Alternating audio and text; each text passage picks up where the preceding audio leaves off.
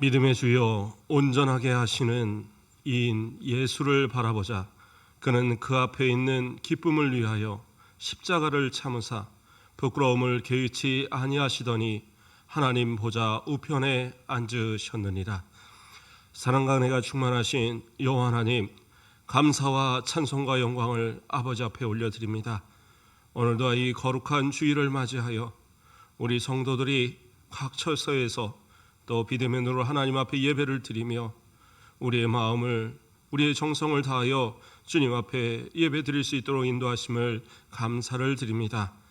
드려지는 이 예배를 기뻐 받아주시고 어디에서든지 드려지는 그 예배가 동일하게 하나님의 주시는 은혜가 풍성히 임하는, 또 하나님의 주시는 복이 넘치는 귀한 예배가 되도록 주님 영광 받아 주시옵소서. 이 예배를 받아 주시옵소서. 예수 그리스도의 이름으로 기도드립니다. 아멘. 우리 다 같이 일어나서 찬송가 23장 하나님 앞에 찬양 드리겠습니다.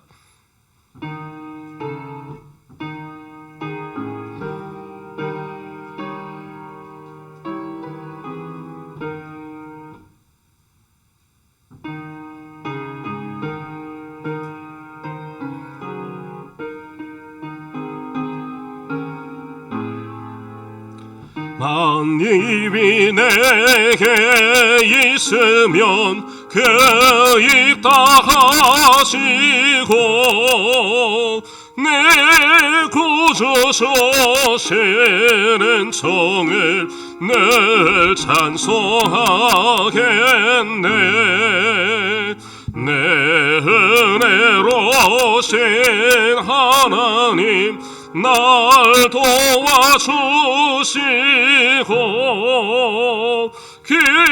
깊으신 영광 넓이 벽 다 알게 하소서. 내 주의 귀한 이름이 날 위로하시고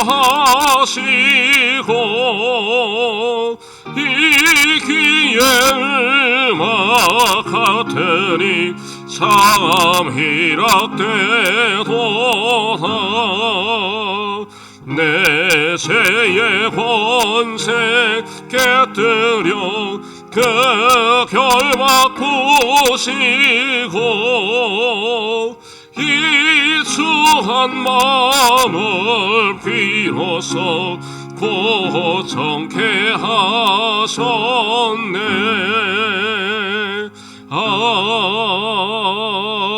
아멘. 성시교독 8번 시편 14편 교독하겠습니다. 어리석은 자는 그의 마음에 이르기를 하나님이 없다 하는도다. 그들은 부패하고 그 행실이 가증하니 선을 행하는 자가 없도다. 여호와께서 하늘에서 인생을 굽어 살피사 지각이 있어 하나님을 찾는 자가 있는가 보려 하신즉 다 치우쳐 함께 더러운 자가 되고 선을 행하는 자가 없으니 하나도 없도다. 죄악을 행하는 자는 다 무지하냐. 그들이 떡 먹듯이 내 백성을 먹으면서 여호와를 부르지 아니하는도다. 그러나 거기서 그들은 두려워하고 두려워하였으니 하나님이 의인의 세대에 계셨음이로다. 너희가 가난한 자의 계획을 부끄럽게 하나 오직 여호와는 그의 피난처가 되시도다. 이스라엘의 구원이 시온에서 나오기를 원하도다. 여호와께서 그의 백성을 포로된 곳에서 돌이키실 때에 야곱이 즐거워하고 이스라엘이 기뻐하리로다. 아멘. 사도신경으로 우리의 신앙을 고백하겠습니다. 전능하사 천지를 만드신 하나님 아버지를 내가 믿사오며 그 외아들 우리 주 예수 그리스도를 믿사오니 이는 성령으로 잉태하사 동정녀 마리아에게 나시고 본디오 빌라도에게 고난을 받으사 십자가에 박혀 죽으시고 장사한 지 사흘 만에 죽은 자 가운데서 다시 살아나시며 하늘에 오르사 전능하신 하나님 우편에 앉아 계시다가 저리로서 산자와 죽은 자를 심판하러 오시리라. 성령을 믿사오며 거룩한 공예와 성도가 서로 교통하는 것과 죄를 사하여 주시는 것과 몸이 다시 사는 것과 영원히 사는 것을 믿사옵나이다. 아멘. 우리 다 같이 앉으셔서 찬송가 90장 하나님 앞에 찬양 드리겠습니다.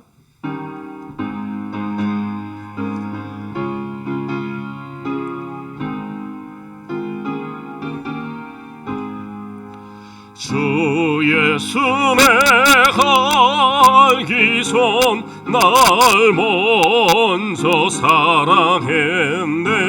그 크신 사랑 나타나 내 영혼 거듭났네.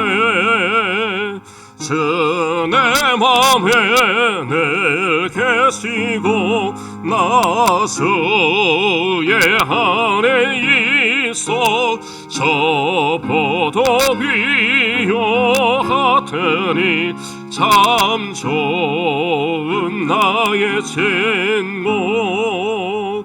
내 친구 대신 예수님 날 구원하시려고 그 귀한 몸을 버리사 내 죄를 대속했네. 나 주님을 늘 믿으며 그 손을 의지하고 내 몸과 마음을 바쳐서 끝까지 충성하리. 내 진실하신 친구여 그 은혜 내려주사 나 항상 보호하시고 내 방패 되옵소서. 그 풍성한 참 사랑을 내 능히 끊을 소냐. 날 구원하신 예수는 참 좋은 나의 친구. 아멘. 이 시간 우리를 대표해서 강은택 장로님 기도해 주시겠습니다.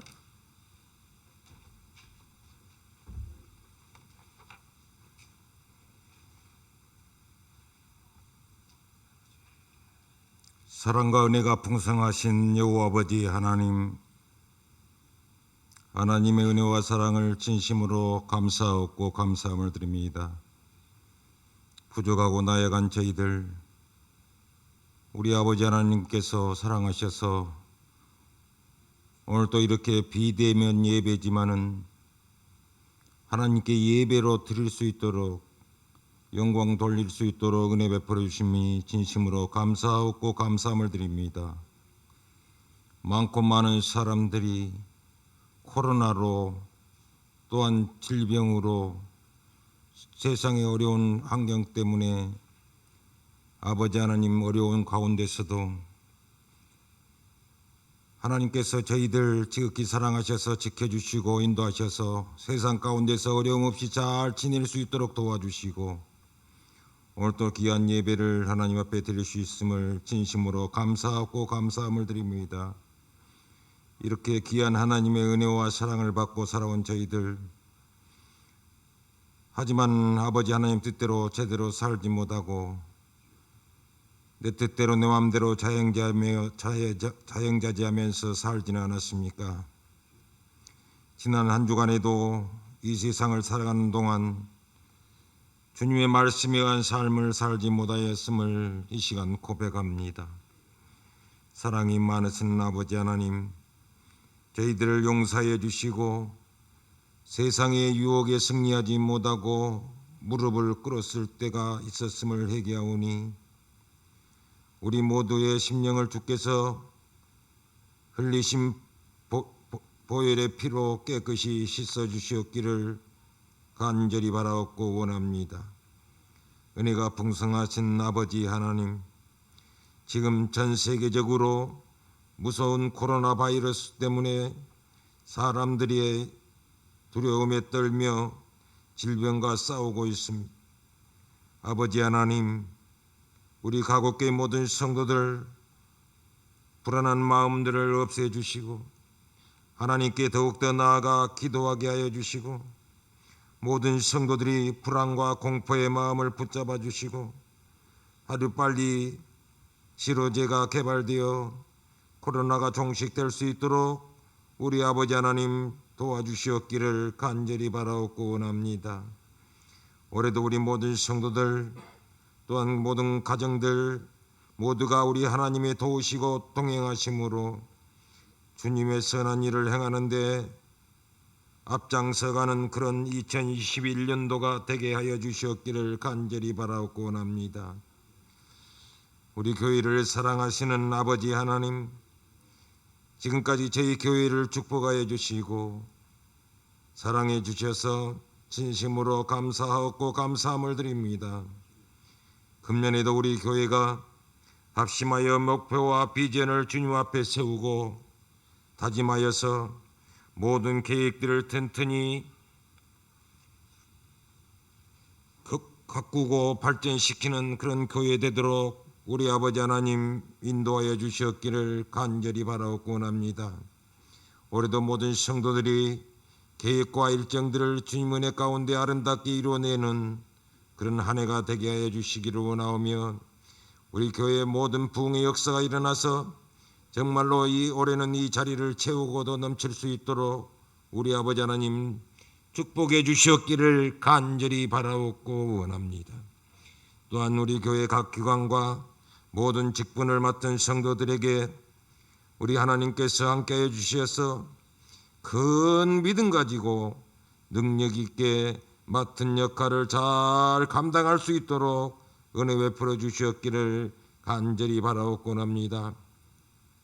이 시간에도 비대면으로 드리는 예배를 통하여 저희에게 새로운 빛으로 살아갈 수 있는 은혜를 허락하여 주시고 새 다짐과 새 희망을 가지고 믿음 생활하는 그런 축복을 허락하여 주시옵기를 아버지 하나님 간절히 바라옵고 원합니다. 아버지 하나님, 이 시간에 이 자리에 참석치 못하고 예배를 드리는 비대면으로 드리는 모든 성도들 가정에 우리 아버지 하나님께서 역사하여 주시고 저들에게 크신 은혜를 이 시간 내려주시옵기를 간절히 바라옵고 원합니다. 사랑님 많으신 아버지 하나님, 올해는 저희 가곡교회가 새롭게 아버지 하나님 비전과 목표를 가지고 새롭게 나아가고자 합니다. 정말로 우리 교회에 그리스도의 마음을 가진 자라는 목표 아래 정말로 오직 성경, 오직 믿음, 오직 예수라는 실천 목표를 가지고 시작하오니 우리 아버지 하나님 올 한 해 동안 아버지 모든 우리 성도들이 믿음 가지고 성경 가지고 우리 예수만 바라고 나아가는 그런 우리 성도들 다 될 수 있도록 아버지 하나님 축복해 주시기를 원합니다. 그래서 아버지 하나님 우리 가곡교회는 정말로 부름받은 성도들이 다 모일 수 있는 그래서 행복한 교회로 나아가는 우리 교회 되기를 아버지 하나님 간절히 바라옵고 원합니다. 이 시간도 아버지 하나님 간절히 감사옵기는 사랑하는 귀한 종 주의 종 단상에 세우셨사오니 능력의 장중에 붙들어 주시고 항상 건강케 아버지 하나님께서 인도하여 주셔서 정말로 말씀을 항상 상고하고 아버지 준비할 때 하나님의 놀라운 능력이 일어날 수 있도록 도와주시기를 원합니다.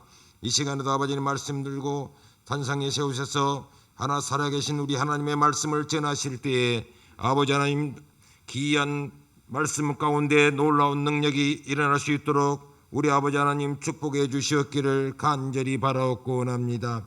또한 올 한 해 동안도 이 교회를 이끌어가고 아버지 집에 나갈 때 우리 하나님께서 지혜를 주셔서 정말 이 교회를 잘 인도하는 그런 귀한 종 될 수 있도록 아버지 하나님 축복해 주시옵기를 간절히 바라옵고 원합니다.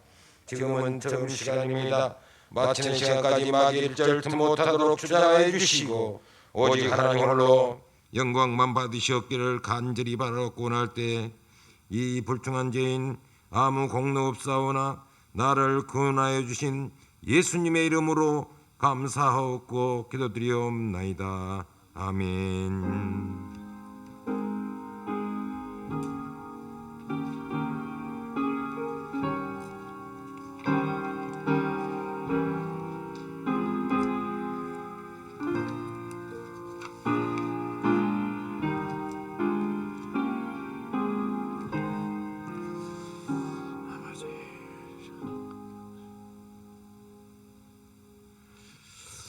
우리 성경 말씀 보겠습니다. 성경 말씀은 히브리서 3장 1절 말씀입니다.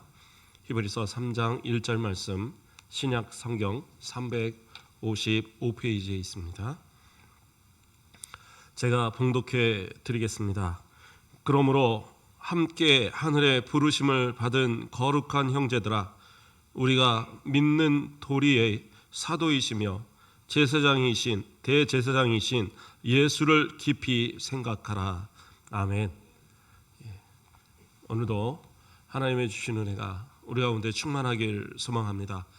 우리 각 가정에서 또 하나님 앞에 예배드릴 우리 모든 성도들에게 또 그 가운데 마음과 정성을 다하여 하나님 앞에 예배를 드리는 가운데 하나님께서 동일한 축복으로 하나님께서 충만하신 은혜로 채워주시길 간절히 축원드립니다. 오늘 말씀의 제목은 예수를 깊이 생각하라입니다.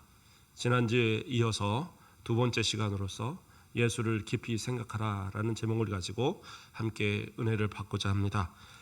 지난주에 우리는 두 가지를 말씀을 드렸습니다. 예수님은 우리를 대신해서 우리의 모든 고난을 다 당하셨기 때문에 그래서 고난당하고 시련당하는 우리를 도우실 수 있는 분이다라고 말씀드렸습니다. 그렇기 때문에 우리는 예수님을 깊이 생각해야 됩니다. 예수님은 그저 하나님으로서 신성을 가지고 그러한 고난을 당하신 것이 아니라 우리와 똑같은 인간이 되어 주셔서 모든 인생의 모든 것을 다 겪으시고 그리고 그 인성으로 철저하게 인간의 모습으로 그 모든 고난을 당하셨다. 그래서 우리가 예수를 깊이 생각해야 된다 살폈고요. 두 번째로는 그렇죠. 하나님께서 우리를 불러주셔서 하나님의 자녀 삼으셔서 우리가 한 형제로서 그리스도 안에서 한 형제가 되었는데 그것은 바로 예수 그리스도의 희생, 구원자 되신 예수 그리스도의 희생을 통해서 우리가 그것이 이루어진 그러한 은혜다라는 거죠. 그렇기 때문에 우리는 예수 그리스도를 깊이 생각해야 된다 그렇게 살폈습니다. 그러면 오늘은 또 무엇을 가지고 말씀을 해야 되느냐? 마찬가지로 오늘 같은 본문 3장 1절에 나오는 말씀을 통해서 함께 은혜 받고자 합니다. 여기에 보면 우리가 믿는 도리의 사도이시며 대제사장이신 예수 이렇게 나옵니다. 그러니까 예수를 깊이 생각해야 되는데 그 예수님은 누구시냐? 사도이시며 대제사장이시다라고 이야기하고 있어요.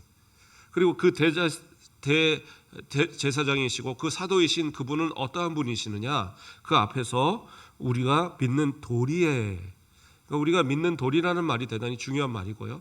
그리고 우리가 예수를 깊이 생각해야 되는 이유가 바로 예수님께서 사도이시고 대제사장이시기 때문에 그렇다라고 이야기하는 겁니다.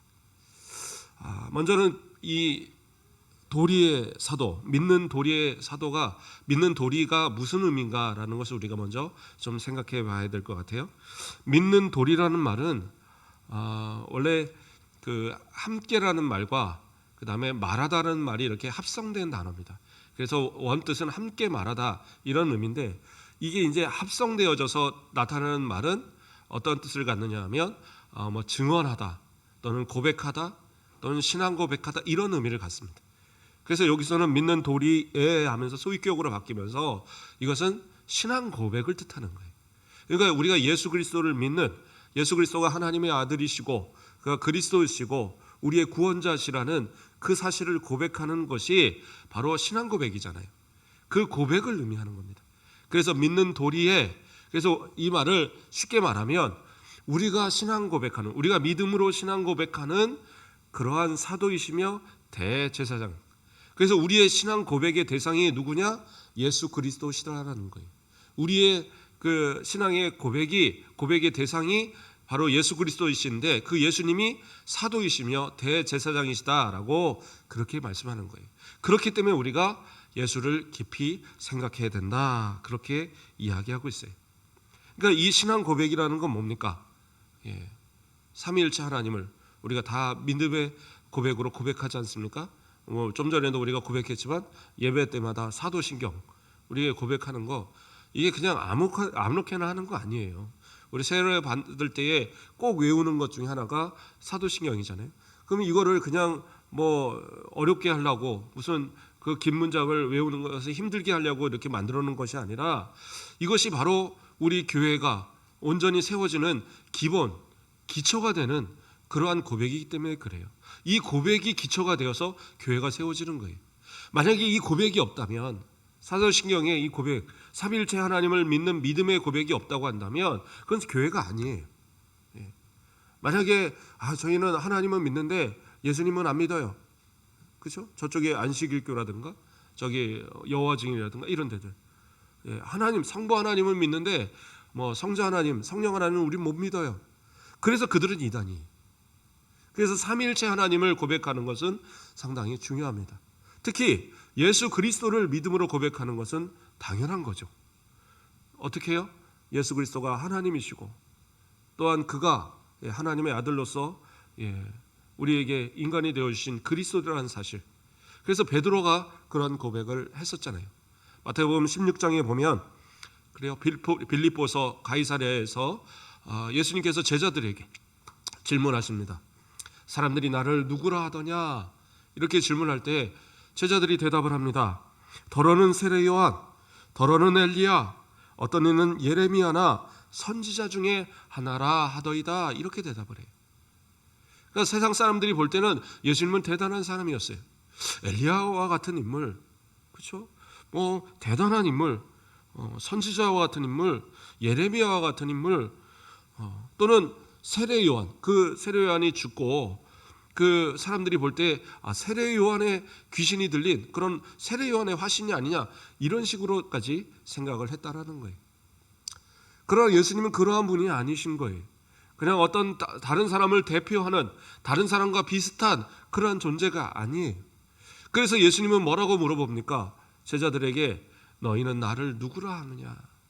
그러니까 이것이 중요한 거예요. 너희는 나를 누구라 하느냐. 그랬을 때 시몬 베드로가 고백을 합니다. 마태복음 16장 16절에서 주는 그리스도시요 살아계신 하나님의 아들입니다. 이렇게 고백을 해요. 그러니까 이 고백이 중요해요. 아까도 말한 것처럼 이 고백의 근간에서 교회가 세워지거든요. 자, 그리고 이어지는 말씀에 뭐라고 얘기합니까? 바요나시보라 내가 복이 있도다. 이를 내게 알게 한 이는 혈육이 아니요 하늘에 계신 내 아버지시니라. 17절에 그렇게 이야기하면서 뭐라고 얘기해요? 이것은 네가 하는 고백이 아니다라는 거예요.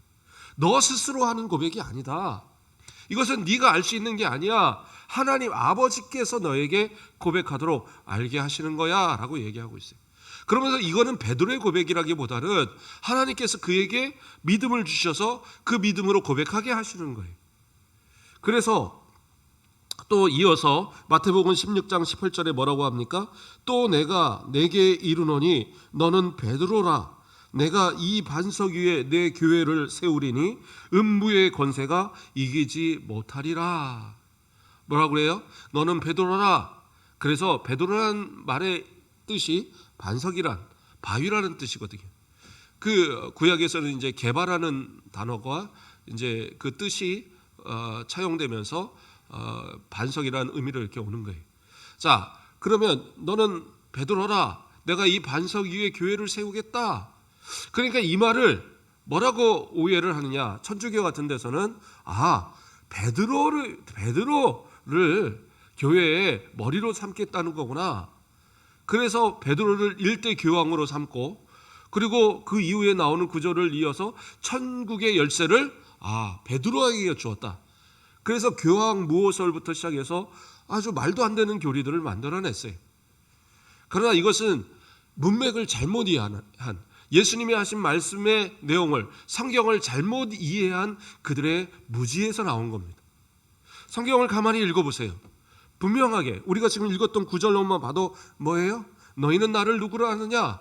그때 베드로가 주는 그리스도시요 살아계신 하나님의 아들입니다. 이 고백을 했잖아요. 그리고 이 고백은 네가 한 것이 아니라 하나님께서 하게 하신 거야 라고 얘기를 하시고, 그리고 이어서 하시는 말이 뭐예요? 너는 베드로라, 이 반석 위에 교회를 세우겠다. 그러면 뭐예요? 이 반석은 베드로의 이름이 아니에요. 베드로의 원래의 이름은 시몬이잖아요. 근데 예수님께서 베드로로 만들어 주신 거예요. 근데 그 베드로라고 말씀하신 이유는 뭐냐? 예수님께서 그 반석이라는 것, 결국엔 믿음으로써 고백하는 이 신앙 고백 이후에 교회를 세우겠다라는 하나님의 그 예수님의 계획이, 그 예언의 말씀으로써 그에게 이름을 주신 거예요. 그렇죠?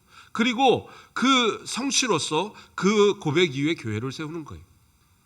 그래서 어떤 학자들은 이 반석 자체를 예수 그리스도로 봅니다. 그래서 이것이 어떻게 보면 전통적인 해석이고요. 그리고 더 나아가서 이 반석은 신앙 고백이에요. 왜요? 주는 그리스도시요 살아계신 하나님의 아들입니다 라는 이 고백 가운데 교회가 세워지는 거예요. 그래서 초대교회부터 지금 오늘날 우리의 모든 교회까지, 그래도 이단이 아닌 모든 경건한 교회들, 우리 교회들은 다 하나같이 이 신앙 고백 안에서 교회를 세운 거예요. 아니 뭐 딴 데 가면 또 다른 것도 있다던데요. 다른 뭐 고백도 있다던데요. 뭐 니케아 신경도 있고 뭐도 있고 얘기한다던데요. 다 마찬가지예요.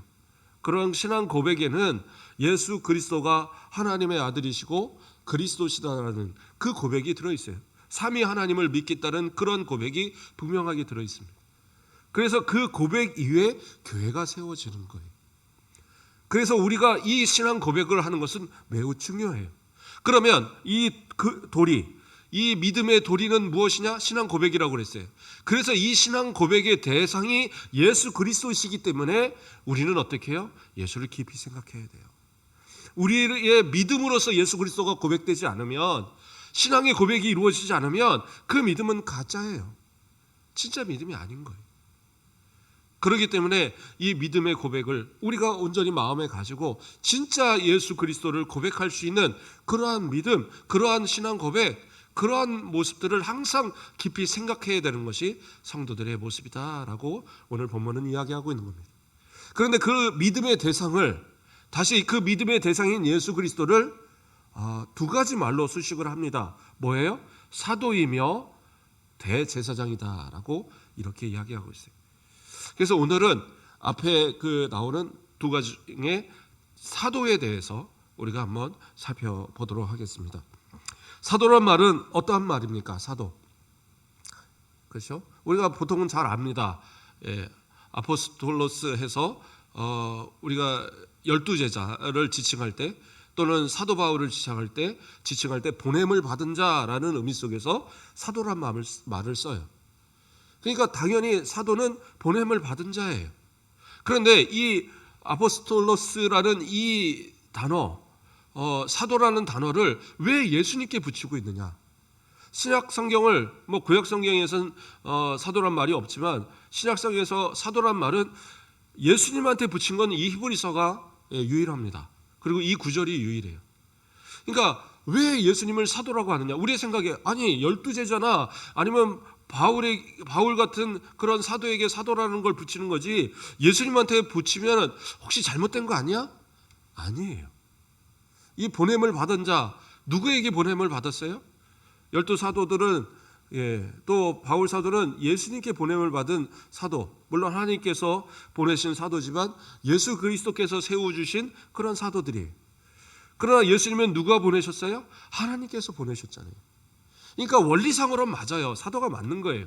그러니까 이 사도란 말을 사용한 것은 예수님께서 스스로 그냥 어느 날 갑자기 내가 예수님이 돼볼까? 내가 하나님이 돼볼까? 그래서 된 사람이 아니라 저 영원한 천국에서 영존하신 하나님의 본체, 그 성자 하나님으로 계시던 그 하나님이 성부 하나님, 아버지 하나님의 보내심을 따라서 이 땅에 오신 사도가 되었다는 사실을 고백하고 있는 거예요. 그러면서 이 사도라는 부분은 상당히 중요한 이야기예요. 그래서 이 사도라고 고백하는 이 사도, 그러면 도대체 이 히브리서 기자는 왜 사도라는 말을 사용하고 있느냐? 이것은 구약에 있는 모세와 비교하여 설명하기 위해서 그런 거예요. 그러니까 모세는 구약의 사도였어요. 아니, 성경에 찾아보니까 구약에는 사도란 말이 없던데요? 그래요, 없어요. 없는데 왜 모세를 사도라고 이렇게 비교하고 있느냐? 모세는 어떤 사람이에요? 하나님께서 보내신 사람이에요. 출애굽기 3장 14절 말씀을 보면 하나님이 모세에게 이르시되 나는 스스로 있는 자니라. 또 이르시되 너는 이스라엘 자손에게 이같이 이르기를 스스로 있는 자가 나를 너희에게 보내셨다 하라. 이렇게 말씀하고 있어요. 뭐라고 그랬어요? 나를 너희에게 보내셨다 하라. 보내신 자, 그렇죠? 보내신 자가 이 보내심을 받은 자가 사도라고 했고, 분명히 하나님께서 스스로 있는 자, 곧 여호와께서 너를 보내셨다라고 이스라엘 백성들에게 말하라고 그렇게 말씀하고 있어요. 다시 말해서 모세는 분명하게 하나님의 사도로서 세워진 자예요. 그러면 왜 예수님과 모세가 중요하게 비교되고 있느냐? 이스라엘 백성들은 모세를 대단한 선지자로 기억하고 있습니다. 왜요? 이스라엘 백성들을 저 애굽에서 430년 동안 종살이하던 그들을 이끌어내서 출애굽하게 하고 홍해를 건너게 하고, 그렇죠? 그들에게 만나를 먹이며 메추라를 먹이며 반석에서 물을 내어 먹이며 그들을 하나님의 인도하시는 저 땅 가나안 직전까지 인도한 그러한 선지자로 기억을 하고 있는 거예요. 물론 그 모든 역사는 하나님께서 하신 거지만, 그러나 그들이 볼 때는 그 모든 역사의 대리자는 누구였어요? 모세였잖아요. 그러니까 모세를 대단한 인물로 그들은 생각했던 거예요. 그래서 그러한 모습 속에서 모세를 기억하는데, 예수님은 어떠한 분이세요? 모세와 견주어 볼 때에 예수님께서는 죄와 사망 권세에 죽을 수밖에 없던 우리들을 죄와 사망 권세에서 건져내어서, 그렇죠? 하나님의 영원한 하나님의 백성, 하나님의 자녀로 삼으시도록 우리의 모든 죄를 다 씻어주신 그 은혜의 하나님, 그 예수 그리스도, 하나님의 본체이신 성자 하나님이신 그분이라는 사실, 이것은 대단한 역사입니다. 그렇죠? 모세가 단순하게 육신을 이끌어내서 저 가나안으로 보냈다, 이것과는 비교될 수도 없는 아주 우월한 하나님이시라는 사실, 우월한 사도라는 사실을 그들에게 알게 하기 위해서, 성도들에게 알게 하기 위해서 이 모세와 바로 예수 그리스도를 비교하고 있다라는 거예요. 그런데 이 중요한 이야기를 하는 가운데는 또 하나의 중요한 이야기가 있습니다. 히브리서 3장 2절 말씀을 보면 그는 자기를 세우신 이에게 신실하시기를 모세가 하나님의 온 집에서 한 것과 같이 하셨으니, 이렇게 이야기하고 있어요. 그러니까 지금 이야기하고 싶은 것은 뭐냐면, 히브리서 기자는 충성에 대한 이야기를 하고 있어요. 그러니까 신실하게 하나님 앞에 충성한 그러한 모습, 모세가 신실하게 충성을 하는데 하나님께서 인정하실 만한 충성하는 모습이었어요. 그처럼 예수 그리스도께서는 전적으로 충성하심으로써 자신이 모든 맡기신 하나님께서 보내신 사명을 감당했다, 이 말을 설명하고 있는 거예요. 자, 모세는 어떠한 충성한 자였습니까? 민수기 12장에 보면 모세의 형 그리고 누나 미리암과 아론이 모세를 대적한 일이 있었어요. 그러니까 모세가 구스 여인, 이방의 여인을 아내로 삼았습니다. 그래서 이것은 또 그때도 한번 설교했지만 여러 가지 의견은 있습니다. 그 구스 여인이 누구이냐?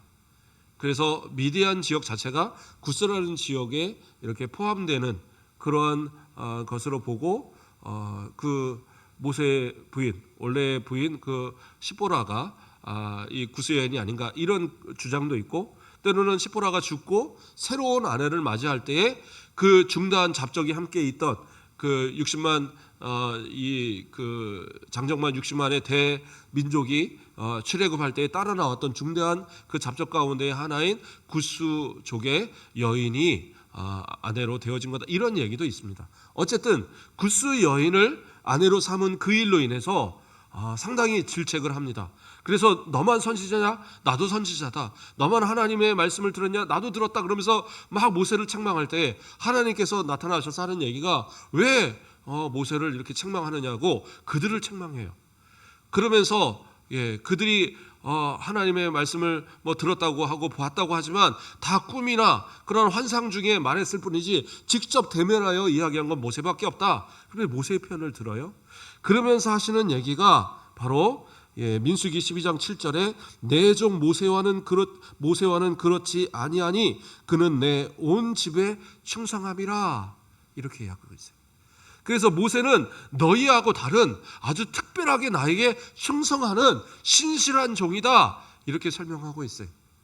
그래서 이 내용과 비교하여서 우리가 좀 전에 읽었던 것처럼 그는 자기를 세우신 이에게 신실하기를 모세가 하나님의 온 집에 하신 것 같다, 이렇게 이야기하는 거예요. 그러니까 예수 그리스도께서 자신을 보내신 하나님 앞에 그렇게 충성스러운 모습으로 쓰셨다. 그렇기 때문에 그분은 사도이다, 이렇게 설명하고 있다라는 겁니다. 그런데 더 나아가서 단순히 모세와 비교해서 모세와 비슷한 존재냐? 아니라고요. 그보다 훨씬 우월한 존재라는 것을 설명하고 있는데요. 히브리서 3장 3절에 그는 모세보다 더욱 영광을 받을 만한 것이 마치 집 지은 자가 그 집보다 더욱 존귀함 같으니라, 이렇게 말씀하고 있어요.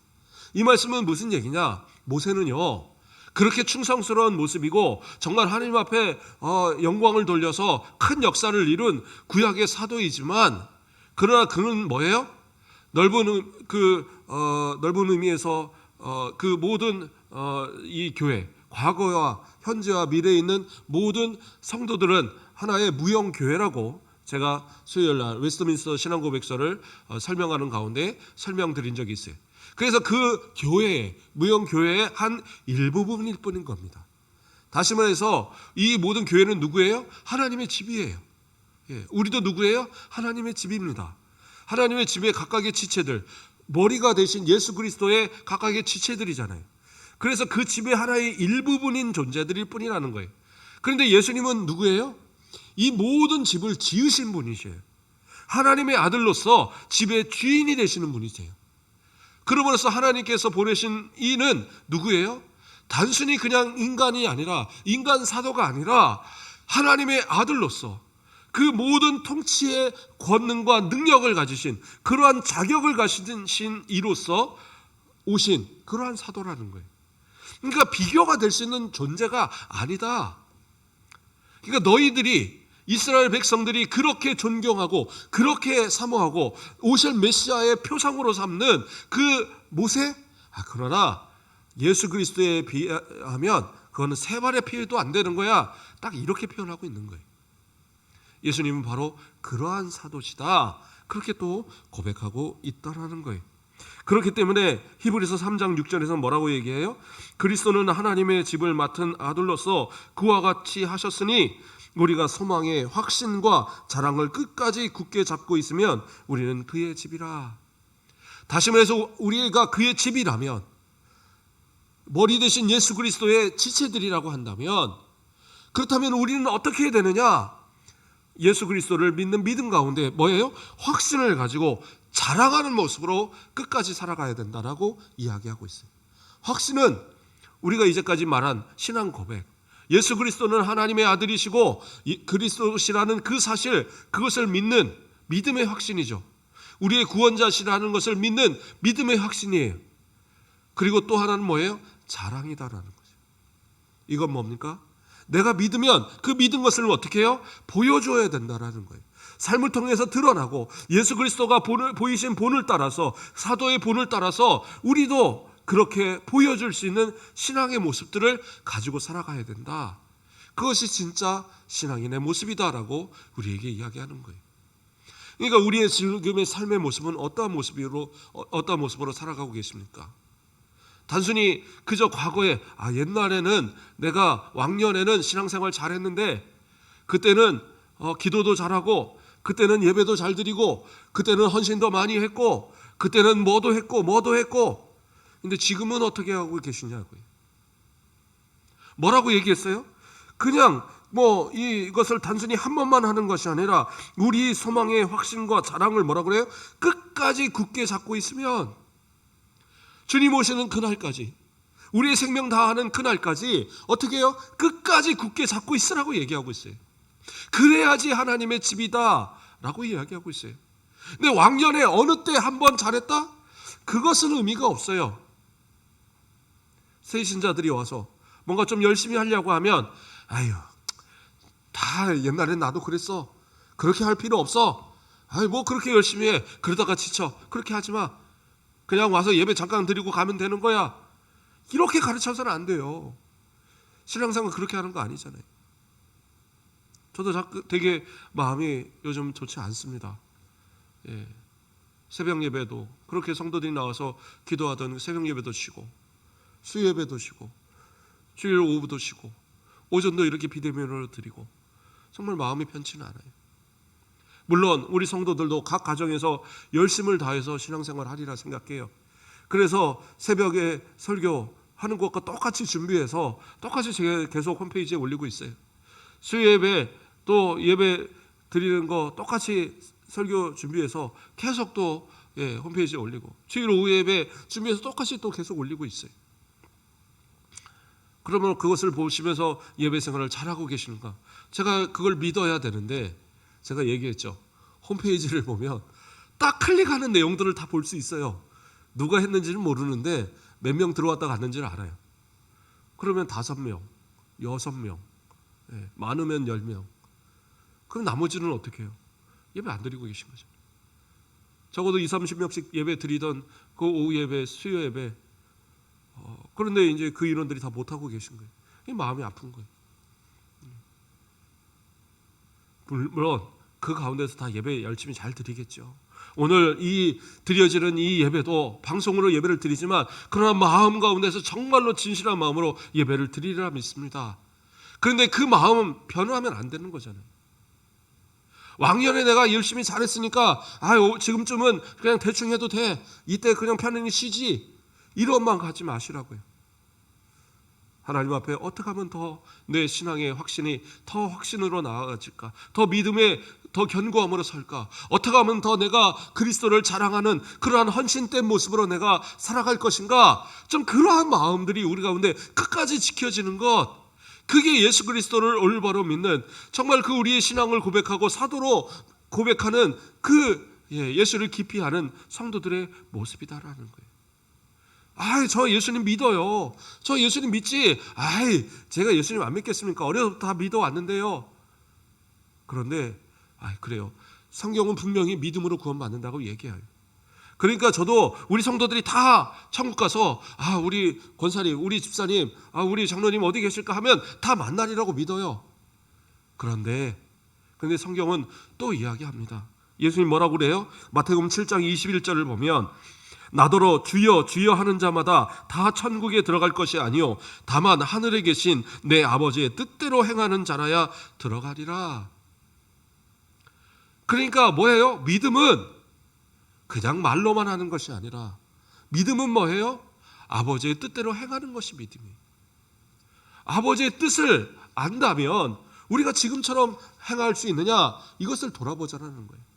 아버지의 뜻을 진짜 안다면, 하나님 아버지의 그 뜻을 우리가 마음 가운데 진짜 새기고 있다면 지금처럼 신앙생활하고 있을까? 좀 더 나은 신앙생활 하기 위해서, 좀 더 내가 나은 신앙생활 하기 위해서 그렇게 노력해야 되지 않겠어요? 저는 그 홀로코스트란 영화 그 마지막 장면이 저는 항상 마음에 있습니다. 그 마지막 장면을 보면 어떤 모습이 나와요? 그 주인공이 그가 이제 처음에 막 공장을 세우고 이 세계 대전 이때에 돈 좀 많이 벌어야지, 군수문자 만들고 그래서 돈 좀 많이 벌어야지, 그러면서 공장을 세우면서 돈을 많이 벌었어요.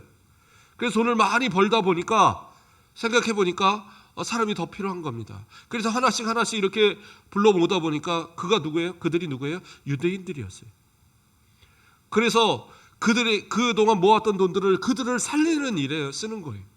그들을 막 끌어모아서 수백 명의 사람들을 살리는 그러한 일들을 합니다.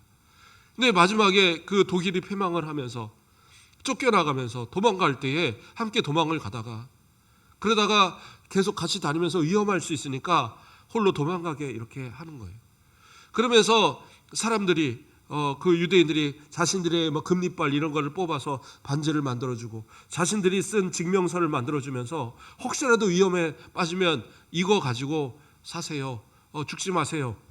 그때 그가 고백하는 것이 뭐냐면 너무나도 그 순간에 감동을 받아 그가 고백하는 것이 이 끼고 있는 이 반지 하나면 몇 사람을 더 살렸을 텐데 내가 그동안 마셨던 와인이면 몇 사람을 더 살렸을 텐데 그것에 대해서 후회하고 그것에 대해서 오히려 가슴 아파하는 모습을 바라봤어요.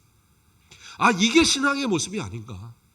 물론 그것은 영화이고 그것은 유대인들에 대한 그러한 학살에 대한 이야기들을 담은 거였지만 그러나 저는 그 가운데서 이것이 나의 신앙의 모습이어야 되지 않는가. 주님 앞에 섰을 때에 저 왕년에 이거 했는데요. 왕년에 이만큼 했는데요. 이만큼 신앙생활 했는데요. 뭐예요? 나더러 취해줘야 하는 자 그밖에 되지 않는 거예요.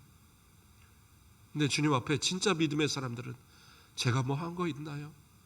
제가 좀 더 충성했어야 되는데 좀 더 전도했어야 되는데 내가 그 맡기신 사람 꼭 하나님 앞으로 이끌어놨어야 되는데 주님 용서하세요. 이게 진짜 신앙의 모습 아니겠어요? 끝까지 확신과 자랑을 지켜가는 성도 그러한 모습으로 살아가는 것이 진짜 우리들의 모습이다라는 거예요. 그것이 바로 하나님의 집다운 모습이다라는 거예요. 그러면 그러면 저는 지금 생각해보니까 부족한데 그러면 저는 천국 못 가나요? 저는 이제 갓 믿은 사람이라 해놓은 것도 없는데 천국 못 가나요? 그동안 저는 신앙생활 옛날엔 잘하다가 다 잘못하고 있는데 그러면 저는 천국 못 가나요? 아니요. 믿음으로 천국 간다니까요. 그리고 우리는 어떠한 모습이에요? 신앙이 점점 자라가는 모습인 거예요. 아직도 완성된 거 아니에요. 목사님도 완성된 거 아니고 우리 장로님들도 권사님들도 안수집사님들도 다 완성된 거 아닙니다. 서리집사님이라고 해서 모자란 것도 아니에요. 지금 우리는 어떻게 계속적으로 지어져 가는 존재들이에요. 에베소서 2장 22절 말씀에 너희도 성령 안에서 하나님이 거하실 처소가 되기 위하여 그리스도 예수 안에서 함께 지어져 가느니라 이렇게 말씀하고 계세요. 함께 지어져 가는 존재, 이게 우리의 모습이에요. 그러니까 완성된 집이 아니라 우리는 계속 완성시켜 가는 거예요. 그래서 저 영원한 천국 갈 때까지 우리의 역할을 감당하고 있는 겁니다. 그런데 또 중요한 이야기를 합니다. 히브리서 3장 7절에서 8절 말씀에 그러므로 성령이 이르신 바와 같이 오늘 너희가 그의 음성을 듣거든 광야에서 시험하던 날에 거역하던 것 같이 너희의 마음을 완고하게 하지 말라. 시편 95편의 말씀을 인용하여 히브리서 기자가 이야기하는 겁니다. 그러면서 이 이야기가 무슨 얘기입니까? 이스라엘 백성들이요 출애굽을 했습니다. 그래서 홍해를 건너는 기적도 봤어요. 쓴물을 단물로 만드는 그러한 기적도 그들은 체험했습니다. 광야에서 먹여주시는 만나를 먹기도 했고 메추라기를 먹기도 했습니다. 반석에서 내는 물을 마시기도 했어요. 그랬던 그들이 어떻게 해요? 이스라엘 백성들이 처음에 가데스 바네아에서 그 가나안 땅을 처음 봤을 때에 그들은 하나님을 원망하고 모세를 원망하면서 불평하였어요. 그 일로 인하여서 하나님은 어떻게 해요? 그들을 40년 동안 광야에 살게 하면서 결국에 그 안에서 불평했던 그 모든 이들 20세 이상의 그 모든 싸울 수 있었던 모든 이들을 다 그곳에서 죽게 만들고 광야의 새로운 민족을 만드셔서 정말 그들의 후손들과 그들의 광야에서 태어난 그들로 광야의 새 민족을 만드셔서 가나안을 들여보내셨거든요. 그 모습을 뭐라고 그래요? 완고했다라고. 그래서 그 완고함 때문에 그들이 결국에는 다 멸망했다라고 성경은 기록하고 있는 거예요. 그래서 옛날 개역 한글에서는 강폐학, 어려운 말이죠. 강폐학. 마치 바로 왕이, 그렇죠? 거기도 그 같은 구절이 나오죠.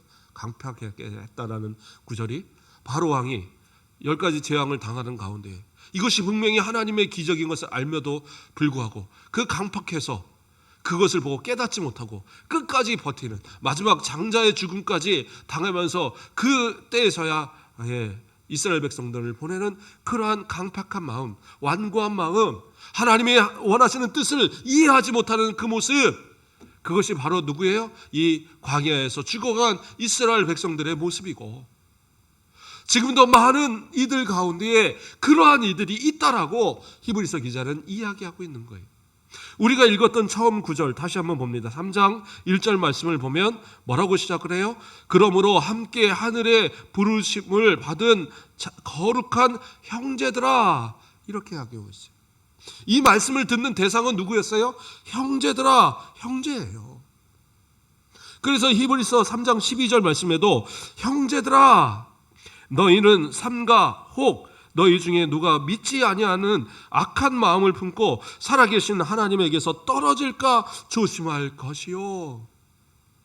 지금 이렇게 교회 안에 있다고 해서 이것이 믿음의 방패는 아니다라는 거예요. 믿음이 있어야지 구원을 받는 거지, 교회 안에 있다고 해서 구원 받나요? 그건 아니라는 거예요. 내가 어떤 분 얘기하니까 나는 서울대 나왔어 그러더라고요. 그래서 진짜 서울대 나온 줄 알았어요. 그랬더니 나는 서울대 입구로 들어가서 후문으로 나왔다는 거예요. 그래서 나는 서울대를 나왔대. 그게 서울대 나온 겁니까? 나온 건 나온 건데, 우리가 서울대 나왔다는 건 뭐예요? 서울대에 졸업장이 있어야 되는 거예요. 그런 것처럼 우리의 믿음은 뭐예요? 하나님께서 인정하시는 믿음, 하나님께서 인정하시는 그 믿음을 가진 그가 구원받은 모습이다라는 거예요. 교회 안에 있다고 그래서 형제라고 말한다고 그래서 함께 세례를 받고 함께 직분을 받고 함께 어떠한 헌신을 한다고 그래서 그 모습이 꼭 구원받은 사람이냐? 그건 아닐 수 있다라는 거예요. 그래서 간절히 이 히브리서 기자가 부탁하는 건 뭐예요? 내 모습이 살아계신 하나님 앞에서 하나님에게서 떨어질까 조심하라, 분리되지 않을까 조심하라, 이것을 간절히 부탁하고 있는 거예요. 또 이야기합니다. 히브리서 3장 13절 말씀을 보면 오직 오늘이라 일컫는 동안에 매일 피차 권면하여 너희 중에 누구든지 죄의 유혹으로 완고하게 되지 않도록 하라. 뭐라고 말씀합니까? 오직 오늘이라 일컫는 동안에, 오직 오늘이라 일컫는 동안에 무슨 말이에요? 아직 기회가 있다라는 거예요. 아직 늦지 않았다라는 거예요. 지금 내 모습 속에서 이렇게 내가 잘못 살아왔는데, 이렇게 신앙생활 똑바로 하지 못했는데, 이제까지 이렇게 하나님 말씀에 어긋난 삶을 살았는데 그러면 나는 안 되는 건가요? 아니라고요. 뭐라고 그래요? 오늘이라는 이 시간, 지금 이 순간 하나님 앞에 회개하고 하나님 앞에 올바른 신앙을 회복하면 된다라는 거예요. 내가 주님의 말씀을 따라서 온전한 신앙의 모습으로 살아가면 된다라는 거예요. 그런데 오늘이라는 이 날, 일컫는 이 동안, 그럼 무슨 말이에요? 내일은 없을 수도 있다라는 거예요. 내일 주님 오시면 어떡하겠어요? 내가 주님 앞에 설 수 있습니까? 저는 당당하게 설 수 있어요. 그래요. 그러한 믿음이 있었으면 참 감사합니다. 그런데 저도 생각해 보면 날마다 부족함을 고백할 수밖에 없어요. 내가 과연 하나님 앞에 인정받을 만한 믿음인가? 하나님 앞에 인정받을 만한 그러한 삶의 모습인가? 아니잖아요. 그래도 내가 믿는 것은 뭐예요? 예수 그리스도를 믿기 때문에. 이 믿음은 진실한 것을 내가 믿기 때문에, 그래서 나는 구원받은 걸 믿어요. 다른 이유가 아니잖아요. 그렇기 때문에 믿음의 온전한 삶을 살기 위한 몸부림이 있고, 내가 하나님 앞에서 떨어지지 않기 위한 몸부림이 있는 거예요. 그것이 믿음인 겁니다. 그 믿음을 고백한 우리의 성도들, 그 모습들을 우리가 가져야 된다. 그래서 완고하지 마라. 이 기회를 놓치지 마라. 제발 부탁이다. 히브리서 기자가 그렇게 이야기하고 있는 겁니다. 또 이야기합니다. 뭐라고 나왔어요? 매일 피차 권면하여. 나만 깨닫지 말라는 거예요. 권면하는 겁니다. 이 말씀을 따라서 저도 여러분을 권면하는 거예요. 그렇죠? 목사님이 귀에 좋은 이야기 할 수 있어요. 성도님들 다 좋습니다. 예수님 믿으면 구원받으니까 오늘 이렇게 예배 잘 드렸으니까 일주일 동안 복된 삶 사시고 그냥 마음대로 살다가 주일만 지켜오세요. 얼마나 편한 이야기입니까? 그러나 그거는 목회자가 할 말이 아니에요. 성경이 그렇게 이야기하지 않아요. 권면하라고 그러잖아요. 똑바로 살아라고, 하나님 앞에서 떨어지지 말게 하라고 그렇게 가르치고 있잖아요. 그래서 저도 여러분을 권면합니다. 신앙생활 똑바로 하시고 하나님 앞에서 떨어지지 마시고 예수 그리스도를 나의 구주로 고백하는 신앙 고백, 이 고백이 항상 우리에게 있어서 하나님께서 보내신 사도, 우리를 구원하시기 위해서 하나님의 뜻을 전하시기 위해서 보내신 예수 그리스도를 믿는 그 믿음 가운데 살아가는 우리들의 모습, 이 모습을 끝까지 지켜서 우리 한 사람도 빼놓지 말고 저 영원한 천국 갈 때에 우리 함께 만나자고요. 제가 언젠가도 얘기했습니다. 목회자들이 장례식 할 때 때로는 고민되는 사람들이 있어요. 이 사람이 예수 믿었다고 해야 되느냐, 아니라고 해야 되느냐. 교회에서 직분이라도 받았으면 그래도 그럴 수 있는데, 교회는 등록을 해놓고 1년이고 2년이고 3년이고 안 나오는 성도들, 그런데 돌아가시면 물론 가정에서 아파서 또는 몸이 안 돼서 못 오시는 것을 이야기하는 거 아니에요. 정말 하나님 앞에 내가 충성된 모습으로 살고 싶어도 육신이 안 돼서 못하는 그런 모습들, 그 모습도 하나님께서 다 기뻐 받아봐 주실 거예요. 바라보고 계실 겁니다. 그런데 내 인생이 바빠서, 내 삶의 모습이 바빠서 살다가 그러다가 장례를 치르면 목회자가 가서 하나님 이 영혼 받아주세요. 이분 천국 갔습니다. 어떻게 말할 수 있겠어요? 이게 참 두려운 이야기인 거예요. 그래도 목회자가 우리 성도의, 우리 신앙의 믿음의 형제의 이 모습을 보고 우리 신앙생활 똑바로 해서 이분 가신 천국에서 우리 기쁨으로 다시 만납시다. 우리 유족들 저 영원한 천국에서 우리 다시 만날 소망 가지고 위로받읍시다. 이렇게 설교할 수 있어야 될 거 아니에요. 그래서 피차 권면하라고 이야기하는 거예요. 아버지가 자녀들을 권면하셔요. 어머니가 자녀들을 권면하세요. 남편이 아내를 권면하세요. 아내가 남편을 권면하세요. 자녀들이 부모를 권면하세요.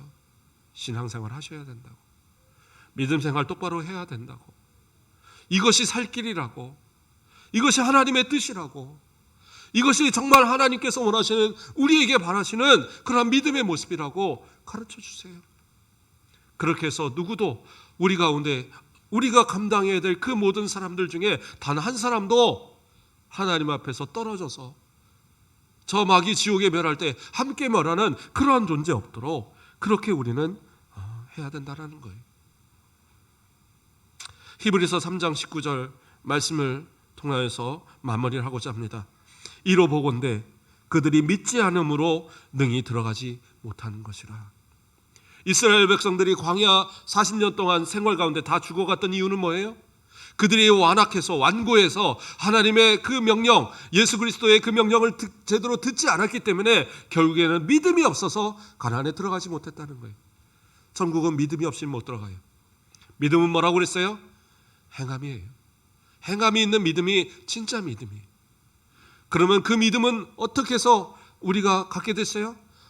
하나님께서 보내신 예수 그리스도, 그 우리의 신앙의 고백의 대상인 사도이신 예수 그리스도께서 알려주신 이 구원의 길, 이것을 믿는 그들만이 천국에 들어갈 수 있다는 거예요.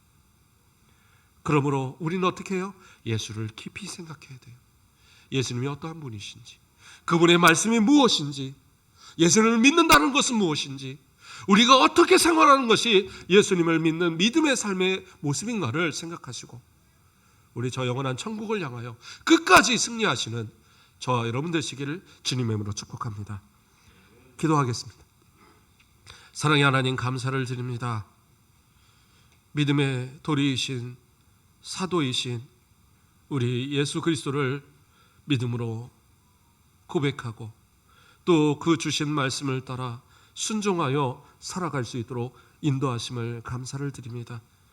우리를 하나님의 집이라 하셨사오니 견고한 집으로, 주님 보시기에 합당한 집으로 잘 지어져 가게 하시고 단 한 사람도 이탈되어서 하나님에게서 떨어져 가는 그러한 불쌍한 영혼 없도록 하나님 함께하여 주시옵소서. 우리의 부족했던 모습들 이전에 믿음을 다시 회복하게 하시고 이제까지 믿음이 없던 자도 주님을 믿는 믿음 가운데 다시 일어서게 하시고 주님을 의지하여 나아갈 때에 이 세상도 넉넉히 이길 수 있는 질병도, 물질의 문제도, 또 여러 가지 인간관계의 문제도, 내가 어려움을 당하는 모든 문제들도 다 넉넉히 이겨나갈 수 있는 하나님의 은혜를 더하여 주시옵소서. 감사합니다. 예수 그리스도의 이름으로 기도드립니다. 아멘. 우리 찬송가 406장 하나님 앞에 찬양드리겠습니다.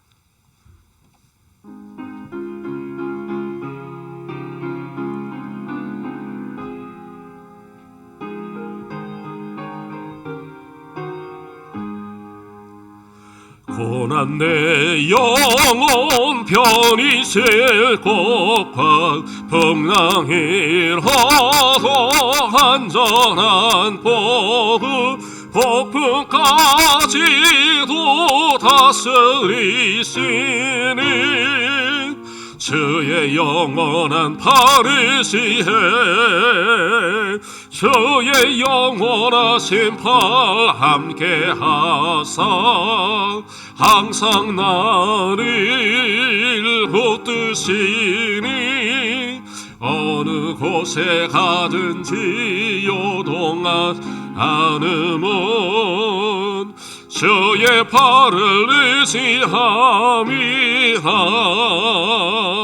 세상 친구들 나를 버려도 예수는 함께 동행함으로 주의 은혜가 충만하리니 주의 영원한 파르시에 주의 영원하신 팔 함께하사 항상 나를 붙드시니 어느 곳에 가든지 요동하지 않으면 주의 팔을 의지함이라. 나의 믿음이 연약해서도 미리에 위한 힘을 주시며 위태할 때도 안목하시는 주의 영원한 파르시에 주의 영원하신 팔 함께하사 항상 나를 붙드시니 어느 곳에 가든지 요동하지 않으면 주의 팔을 의지함이라. 능치 주께 없으니 나의 일생을 맡기면 나의 모든 짐 대신 지시는 주의 영원한 파르시에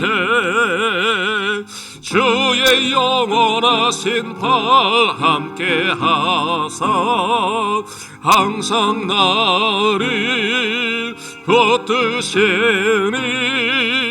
어느 곳에 가든지 요동하지 않으면 주의 팔을 의지함이라. 아멘. 기도하겠습니다. 사랑의 하나님 감사를 드립니다. 오늘도 하나님 앞에 예배를 드리며 또 예물을 구별하여 하나님 앞에 드립니다. 11조 예물로, 감사의 예물로, 선교의 예물로, 건축의 예물로, 주일의 예물로, 또 여러 가지 제목으로 하나님 앞에 예물을 드리온데 이 예물을 희망하여 주시고 이 예물이 쓰이는 모든 것에 하나님의 영광이 드러나게 하여 주시옵소서. 드려지는 모든 가정마다 하나님 복을 더하여 주시고 하나님 앞에 소원하여 기도하는 모든 것 가운데에 가장 형통의 길로 인도하시는 은혜가 넘치게 하여 주시옵소서.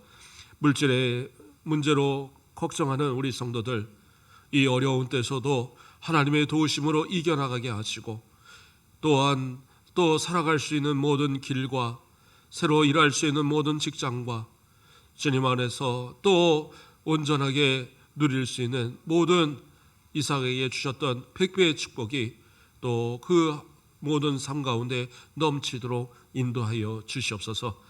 질병 가운데 있는 우리 성도들도 기억하여 주셔서 어렵고 힘든 가운데서도 하나님을 의지하오니 그 모든 아픈 모든 환부마다 하나님께서 친히 어루만지시고 치유하여 주셔서 깨끗하게 치유되어짐으로 마음껏 아버지 앞에 나와 예배드리고 기도하고 찬양할 수 있는 귀한 믿음의 모습으로 회복시켜 주시옵소서.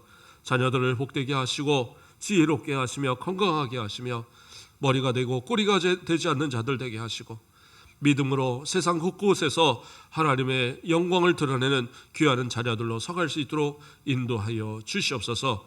기도하는 모든 제목 가운데에 가장 좋은 길로 이끌어 주시고 언제나 감사와 기쁨이 넘치는 모든 성도들의 삶이 되도록 인도하여 주시옵소서. 감사합니다. 예수 그리스도의 이름으로 기도드립니다. 아멘.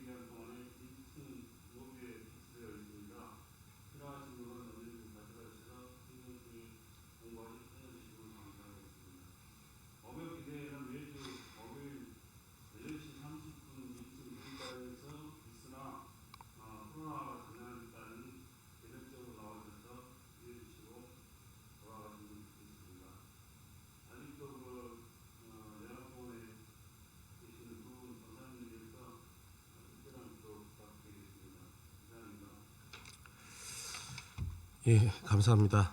우리 다 같이 일어나서 꽃들도 찬양 드리고 축도로서 예배 마치도록 하겠습니다.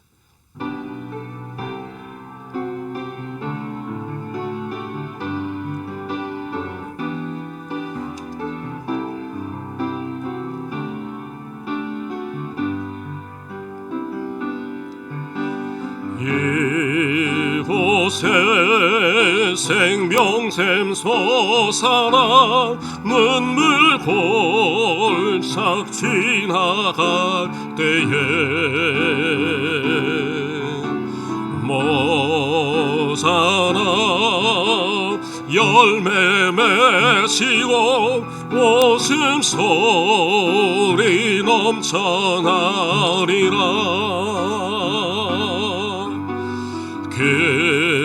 그날에 하늘이 열리고 모든 이가 보게 되리라.